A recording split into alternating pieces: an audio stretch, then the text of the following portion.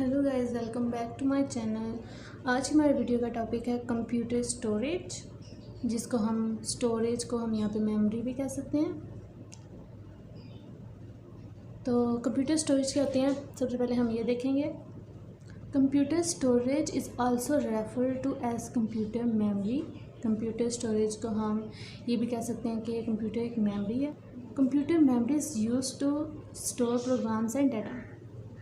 And memory और storage से हमें पता चल रहा है कि ये जो है वो किसी भी चीज़ को स्टोर करने के लिए यूज़ होती है। तो computer memory is use to store programs and data का प्रोग्राम्स को स्टोर करने के लिए कंप्यूटर मेमोरी यूज़ होती है।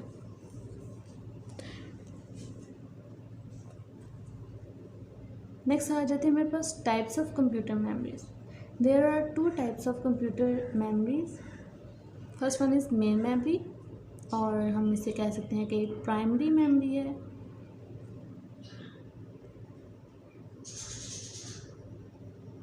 The second one is secondary memory.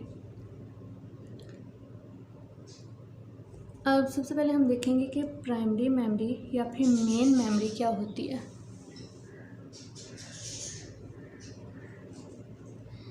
Main memory, it is also known as primary memory. इसको हम प्राइमरी मेमोरी भी कह सकते हैं।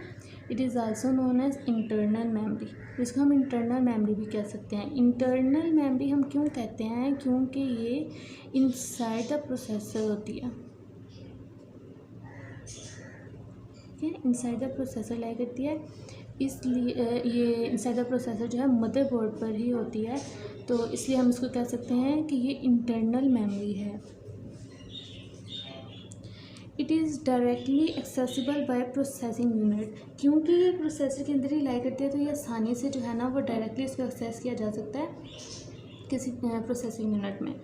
इट कैन बी वॉलेटाइल और नॉन वॉलेटाइल। ये वॉलेटाइल मेमोरी भी हो सकती है और ये नॉन वॉलेटाइल मेमोरी भी होती है।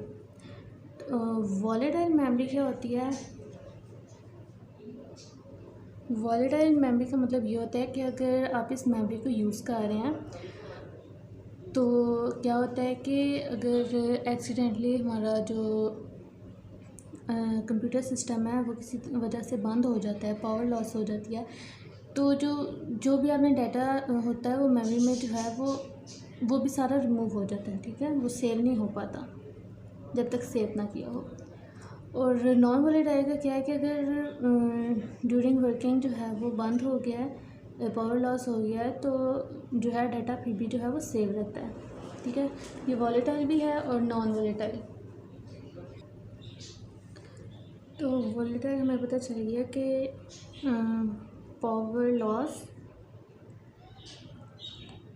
Data loss. नॉन वॉलेटाइल में क्या है? Power loss, no data loss. So I hope समझ आ गई है आपको इसका। It is costlier than secondary memory. इस सेकेंडरी मेमोरी की निस्बत जो है ये ज़्यादा एक्सपेंसिव होती है और ज़्यादा महंगी होती है। It is faster than secondary memory. और इसकी एग्जांपल्स आ जाती हैं रैम और रोम, और एग्जांपल ऑफ मेन मेमोरी या प्राइमरी मेमोरी। रैम आपको पता है कि रैम का क्या होता है?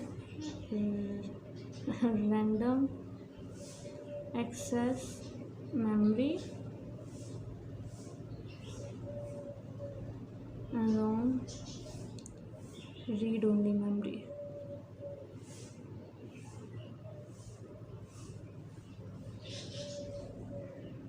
सही आ गया। नेक्स्ट मेरे पास आ जाते हैं secondary memory. The second type of main memory is secondary memory. It is also known as auxiliary memory. इसको हम ऑक्सिलरी मेमोरी भी कहते हैं, और it is also known as backup memory. Backup memory भी हम इसे कह सकते हैं। हम बैकअप मेमोरी से क्यों कहते हैं? क्योंकि ये एक सेकंड ऑप्शन होता है, ठीक है, मेमोरी को यूज़ करने का। अगर जो प्राइमरी मेमोरी है वो यूज़ करके और उसकी जो है स्टोरेज फुल हो गया, तो हम सेकेंडरी मेमोरी को यूज़ कर सकते हैं। It can not be directly accessible bye processing unit.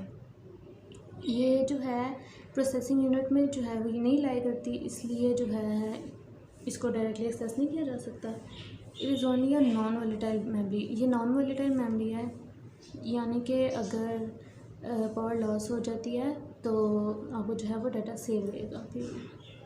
It is cheaper then primary memory, और ये प्राइमरी मेमोरी की निस्बत जो है सस्ती है, क्योंकि ये आउटसाइड ऑफ द प्रोसेसर होती है और स्पीड में थोड़ा स्लो होती है बनस्बत प्राइमरी मेमोरी के, तो इसलिए ये चीपर है। It is not faster than primary memory. Flash and optical drives और एग्जांपल्स, और इसकी एग्जांपल है फ्लैश USB आ जाती है इसमें, एंड ऑप्टिकल ड्राइव्स में आ जाते हैं हमारे पास CD और एंड DVD। तो ये सारे आउटसाइड ऑफ द प्रोसेसर ही होते हैं, क्योंकि हम आउटसाइड द प्रोसेसर ही इनको इंसर्ट करते हैं, इसलिए जो है ये सेकेंडरी मेमोरी की एग्जांपल्स हैं।